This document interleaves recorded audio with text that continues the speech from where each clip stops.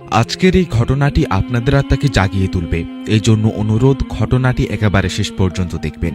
আজকে আমরা আপনাদেরকে বলে দিব কেমন করে একটি ছাগল একটি মানুষের বাচ্চাকে জন্ম দিল।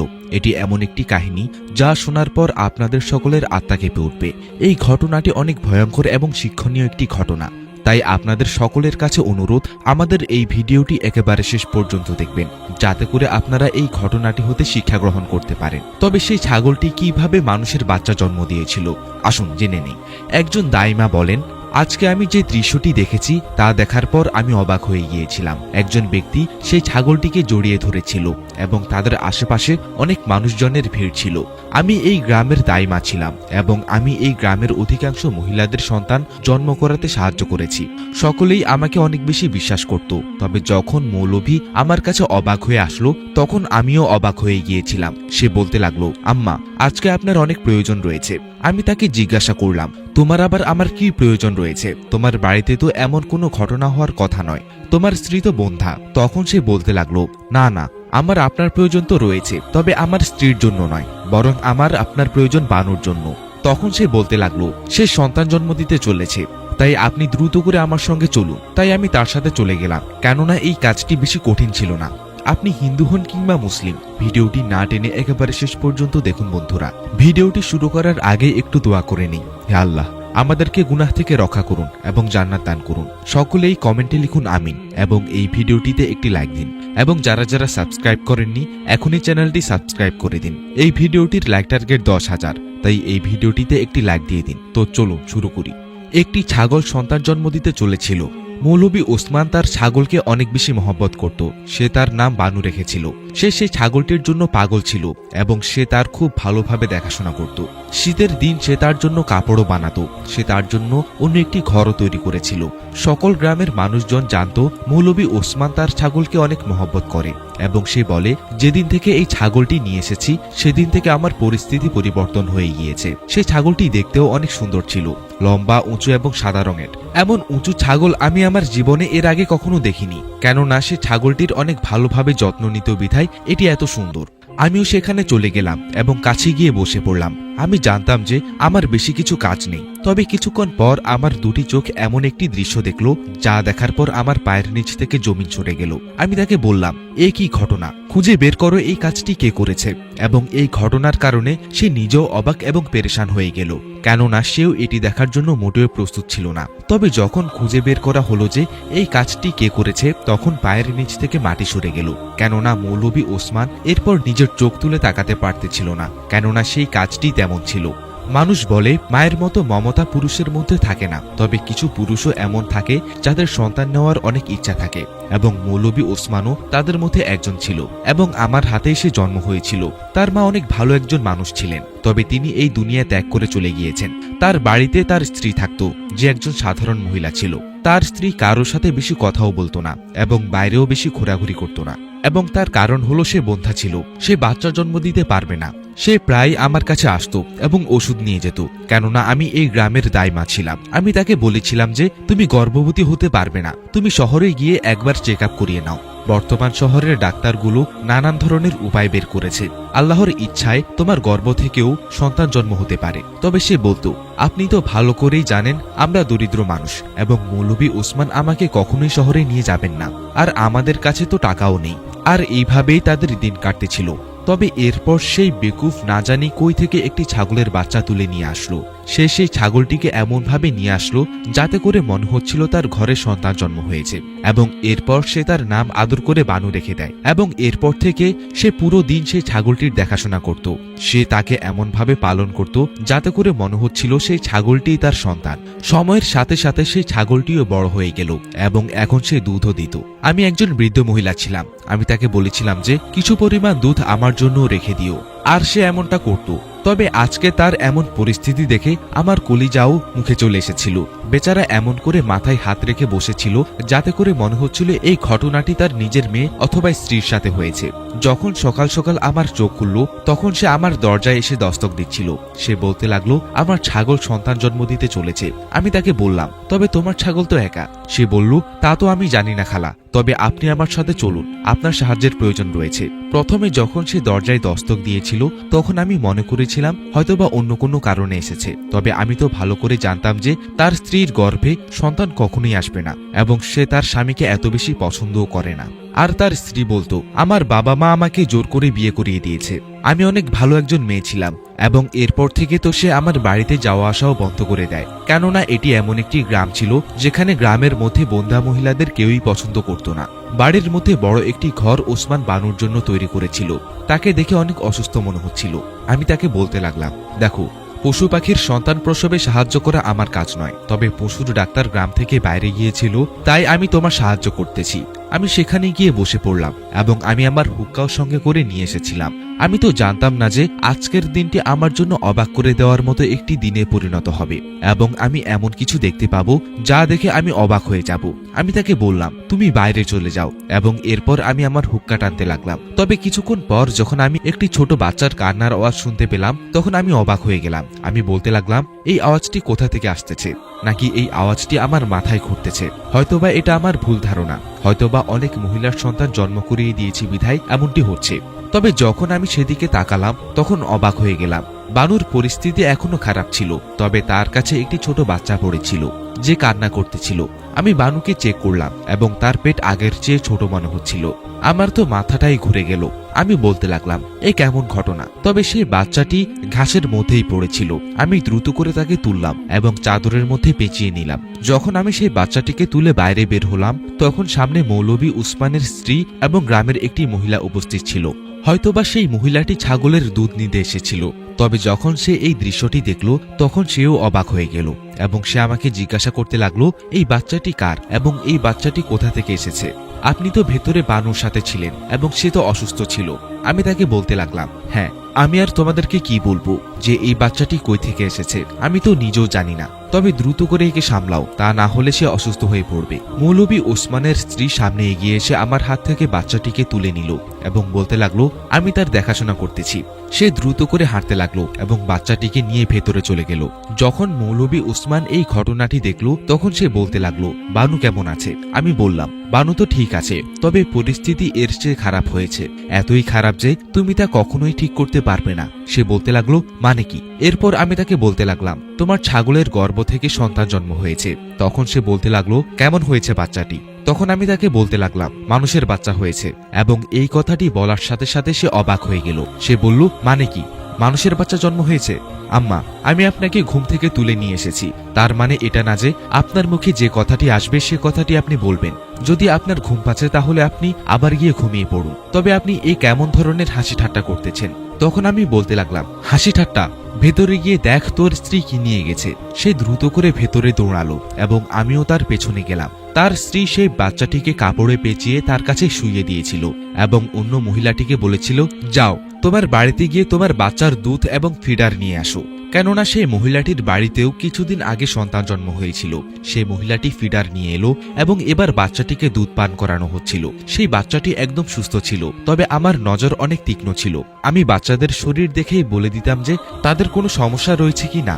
বাচ্চাটি তো দুধ পান করে শান্তিতে ঘুমিয়ে পড়ল, তবে তখন সেই বাড়ির মানুষদের শান্তি হারাম হতে চলেছিল। মৌলভী সাহেব তো মাটিতে বসে পড়ল এবং মাথায় হাত দিয়ে বলতে লাগলো, এ কোন জামানা এসে পড়েছে? এ কি হয়ে গেল? আমি তো কিছুই বুঝতে পারতেছি না। আপনারা আমার সাথে কোনো হাসি ঠাট্টা করতেছেন না তো? আমি তাকে বলতে লাগলাম, আমরা আবার তোমার সাথে হাসি ঠাট্টা করতে যাব কেন? তুমি বলো, এই সকল কিছু কি? সেটি তোমার ছাগল ছিল এবং সেটি সব সময় তোমার সাথে থাকতো এবং তুমি তার দেখাশোনা করতে। সে বলতে লাগলো, আমি তো কখনো কল্পনাও করিনি যে আমার ছাগল সন্তান জন্ম দিবে, এবং সে যখন সন্তান জন্ম দিতে লাগলো তখন আমি মনে করতেছিলাম সে একটি ছোট ছাগলই জন্ম দিবে। তবে এই বাচ্চাটি কই থেকে এসে পড়ল? তার স্ত্রী কিছুটা আজব ধরনের আচরণ করতেছিল। সে বাচ্চাটিকে অনেক আদরের সাথে যত্ন করতেছিল।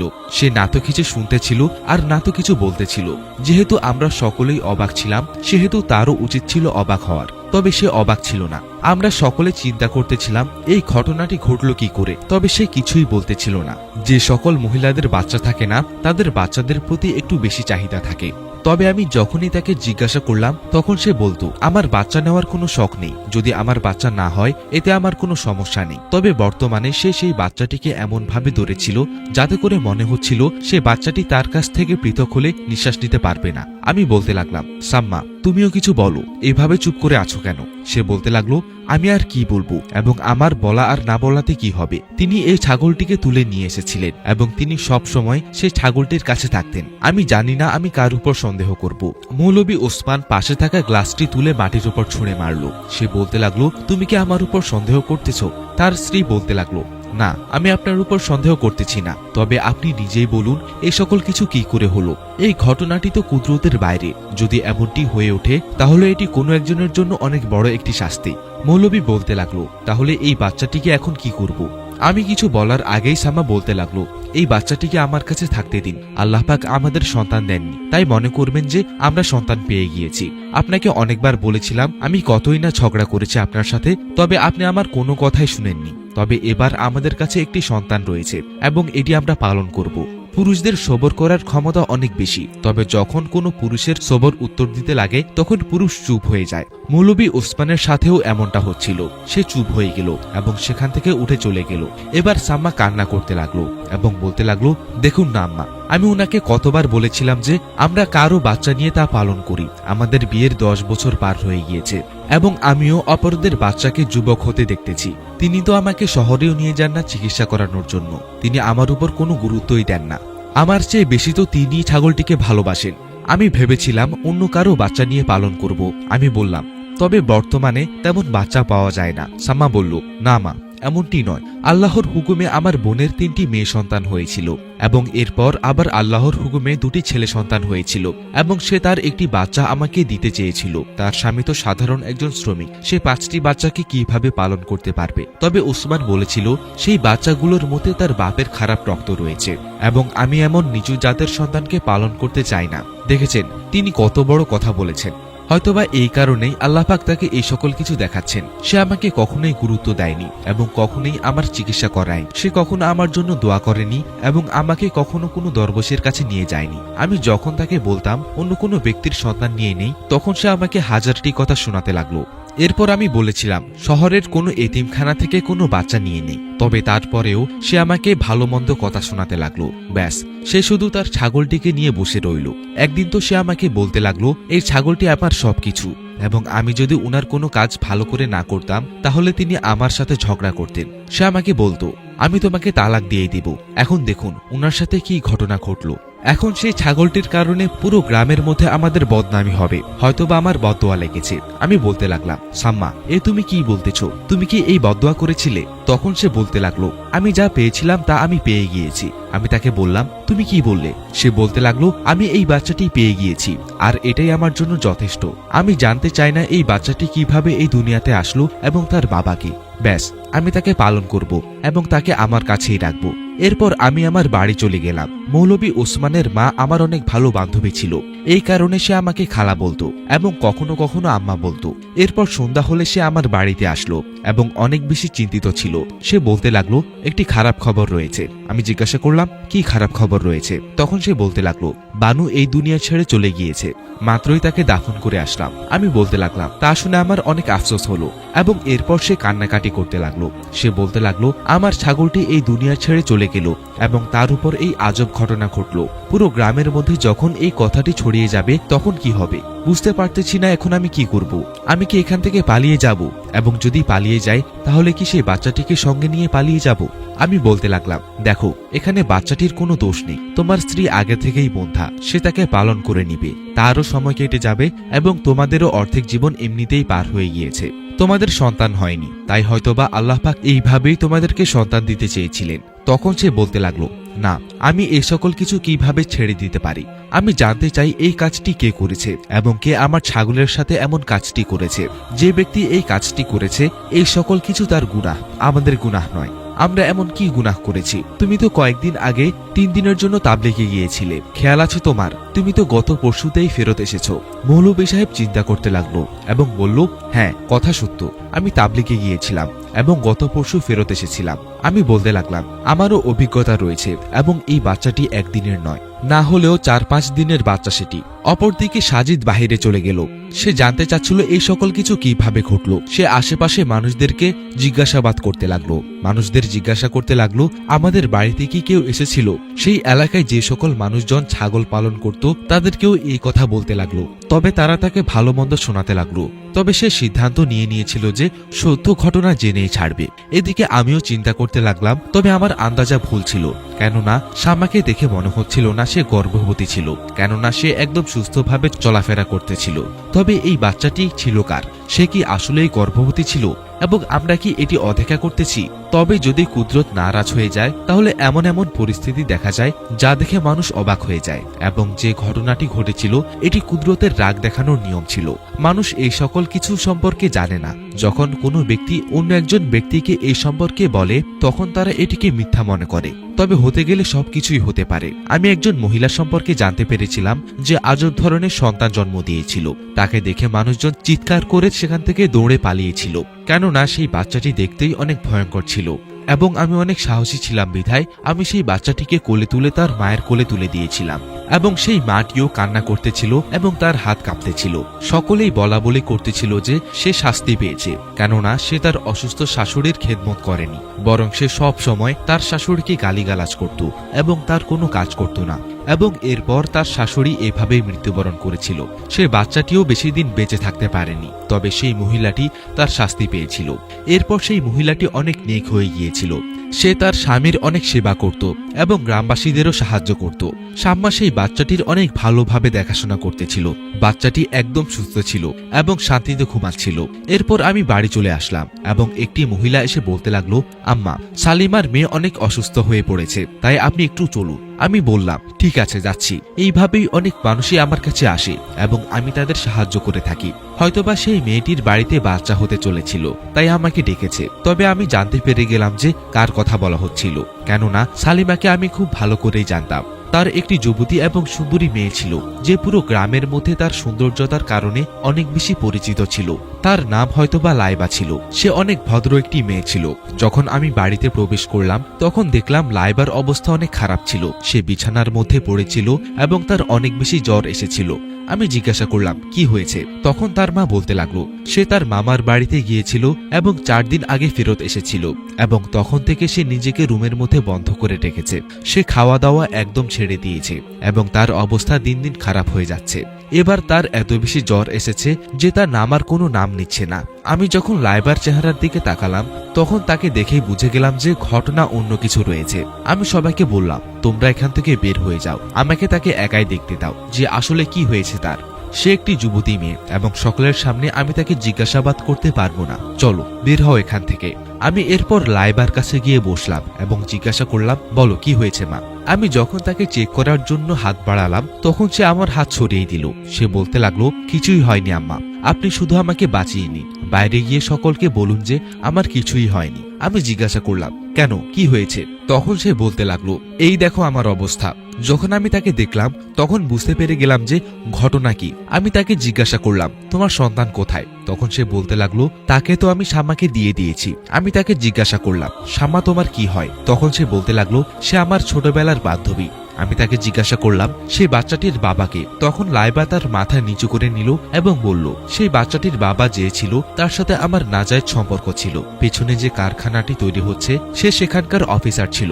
সে দেখতে অনেক সুন্দর ছিল এবং তার এখান থেকে চলে যাওয়ার 10 মাস হয়ে গিয়েছে এবং আমি নিজেই তার প্রেমে পাগল হয়ে গিয়েছিলাম। এবং এই সম্পর্কে আমি শুধু শাম্মাকে বলেছিলাম। শাম্মা জানতো যে আমার সন্তান হতে চলেছে। যখন আমার সন্তান হওয়ার সময় চলে এলো তখন আমি বাহানা বানিয়ে আমার মামার বাড়িতে চলে গেলাম। আপনি তো ভালো করেই জানেন আমার মামা কিছু দেখতে পারে না এবং তার ছোট মেয়ে ছিল এবং তার কাছ থেকে এই সকল কিছু লুকানো অনেক সহজ ছিল। তবে তখন শাম্মা আমাকে বলতে লাগলো, তুই ফেরত চলে আয়, আমরা সকল কিছু সামলে নিব। এবং এরপর যখন আমি বাচ্চাটিকে বানুর কাছে রাখতে এলাম তখন আপনি হুক্কা টানতে টানতে ঘুমিয়ে পড়েছিলেন এবং তারপর আপনি বুঝতেই পারেননি যে এই সকল কিছু কি করে হয়েছিল। আমরা বানুর সাথে কিছুই করিনি, সে নিজ থেকেই অসুস্থ হয়ে পড়েছিল, হয়তো বা সে কিছু উল্টোপাল্টা খেয়েছিল, তবে আমরা তার অসুস্থতার সুযোগ উঠিয়ে এই কাজটি করে ফেলি। তখন আমি বলতে লাগলাম, এটি আমার সাথে প্রায় হয়ে থাকে, আমি হুক্কা টানলেই আমার ঘুম চলে আসে। তবে সেদিন আমি বুঝতে পারিনি যে আমি কখন ঘুমিয়ে পড়েছিলাম এবং কখন উঠেছিলাম। সে হাত জোর করতে লাগলো এবং বলতে লাগলো, আমি আমার বান্ধবীর সাহায্য করেছি এবং সে আমার সাহায্য করেছে, তাই আপনি বাইরে গিয়ে সবাইকে বলুন আমার শুধু জ্বর রয়েছে এবং আমাকে কিছু ওষুধ দিয়ে দিন যাতে করে আমি সুস্থ হয়ে যাই, কেননা যা হবার তা তো হয়ে গিয়েছে। আমি তো সেই বাচ্চাটিকে পালন করতে পারবো না, তবে শামা সেই বাচ্চাটিকে খুব ভালোভাবে পালন করতে পারবে। এই কথাগুলো শোনার পর আমি অবাক হয়ে গিয়েছিলাম, আমি কি বলবো কিছুই বুঝতে পারতেছিলাম না। এখন এটি তাদের মূর্খতা ছিল নাকি বন্ধুত্বের ভালোবাসা? দুজনের বিপদের সময় দুজনেই দুজনকে সাহায্য করেছে, তাই তো সাম্মা বলতেছিল কেন কান্না করবে বাচ্চাটি, সে তো তার খালার কোলে রয়েছে, কেননা সাম্মা লাইবাকে নিজের বোন মনে করত। এরপর আমি বলতে লাগলাম, যা হবার তা হয়ে গিয়েছে, আমি চুপ এই কারণে আছি যাতে করে সেই বাচ্চাটির ভবিষ্যৎ নষ্ট না হয় এবং তোমার পরিবারের সম্মান নষ্ট না হয়। তা না হলে আমি সকলকে গিয়ে সকল কিছু বলে দিতাম। আমি বাইরে গিয়ে সকলকে বলতে লাগলাম, লাইবার শুধু জ্বর এসেছে, আপনারা তাকে কিছুদিন বিছানার মধ্যে আরাম করতে দিন এবং এরপর সে সুস্থ হয়ে যাবে। ওদিকে আমি মৌলভী উসমানকে ভালো করে বোঝালাম যে বাচ্চাটি যেভাবেই এই দুনিয়াতে এসেছে না কেন তা এখন থেকে তোমার সন্তান, এখন থেকে তুমি তার দেখাশোনা করবে। হয়তোবা আল্লাহ পাক রব্বুল আলামিন তোমার পরীক্ষা নিচ্ছেন এবং তুমি যদি এই পরীক্ষায় পাশ হয়ে যাও তাহলে সকল কিছু ঠিক হয়ে যাবে। এবং আমি সাম্মাকেও কিছু বললাম না, তবে এই ঘটনাটি আসলেই আজব ছিল যে সেই বাচ্চাটি আসার পর থেকে মৌলভী সাহেবের পরিস্থিতিতে অনেক উন্নতি চলে এসেছিল এবং তার বাড়িতে বরকত নাজিল হয়ে যায়। এখন সেও সেই বাচ্চাটিকে নিজের কোলে নিয়ে ঘুরে বেড়ায় এবং সাম্মাও অনেক সুখী রয়েছে। এবং লাইবার সম্পর্কে তো কেউই কিছু জানতে পারেনি, হয়তোবা তার ভাগ্য ভালো ছিল, তবে সে অনেক বড় ভুল করেছিল। আল্লাহ পাক তাকে হেদায়েত দান করুক। তো বন্ধুরা, এই ছিল আমাদের আজকের ভিডিওটি ভালো লাগলে অবশ্যই লাইক, কমেন্ট, শেয়ার এবং সাবস্ক্রাইব করবেন এবং ভিডিওটির বিষয়ে আপনাদের যদি কোনো মতামত থাকে তাহলে অবশ্যই কমেন্ট করে জানাবেন। দেখা হবে পরবর্তী ভিডিওতে। আল্লাহ হাফেজ।